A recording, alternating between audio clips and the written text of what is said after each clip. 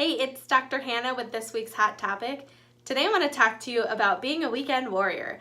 So now that the weather's finally nice, most of us are really itching to get outside to do some gardening, yard work, play with the dogs, play with your kids outside, or maybe you have a project that you kind of put aside on your winter months that you now have this new sense of urgency you need to get finished.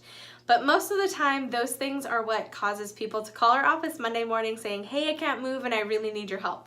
So this video has a couple tips to hopefully prevent that phone call from happening.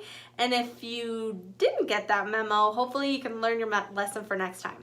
First thing you want to do no matter what you're doing is make sure you warm up. Think of your muscles like Laffy Taffy. If you take Laffy Taffy right out of the package and you just go to try and tear it apart or use it, it's just gonna rip and tear. Your muscles will do the exact same thing. So make sure you warm up, bring some blood flow to your muscles, the area, just walk around for a little bit, and you'll be so much better off if you do some warm-up stretches, things like that, before you do anything.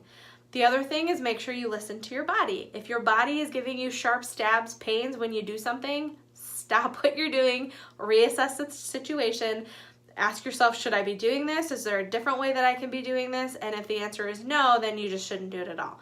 So listen to your body. If pain is your body's way of saying that something is wrong. So if you're having pain when you're doing this, stop and move on and do something else. Other thing is to make sure you're hydrated. I've said this in multiple videos before, but water is key to life. So that doesn't change when you're doing strenuous activity or exercise. Should mean that you actually should have more water when you're doing those things so you don't have major issues later on. So drink lots of water. The other thing to do is make sure you have good supportive shoes. So don't use those really crappy shoes that you've been having laying around your house.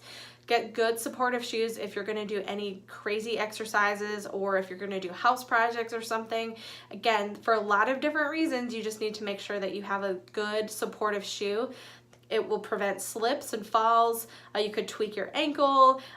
When you're standing, it's gonna affect the whole kinetic chain, so your knees, your hips, your low back, which will affect your neck, all those things. So good supportive shoes is gonna be key. The other thing, if you're outside, probably you should limit your exposure to sun, at least initially, because our bodies are not used to this beautiful sun that we haven't seen in a long time. So you don't want heat stroke or sun poisoning or anything like that. So just make sure you're conscious of how much time you've actually spent outside. Again, if you're really super hot or you're thirsty, dehydrated, go inside, take a little break. You don't have to do everything all at once. So just be aware of how long that you have been outside. The last thing is rest. If you've had a really, really rough day of lots of exercises, strenuous activity, again, that your body's not normally used to because you have a desk job or something that's a little bit lower key during the week, take a rest. You want to make sure you get enough rest that your body can recuperate, and then hopefully you can keep redoing this every weekend. And if you can't, you'll be calling us again on Monday saying, hey, I can't move, and then we'll have to just reassess and figure out what's going on with you. That is all I have for you this week. We'll see you guys next week.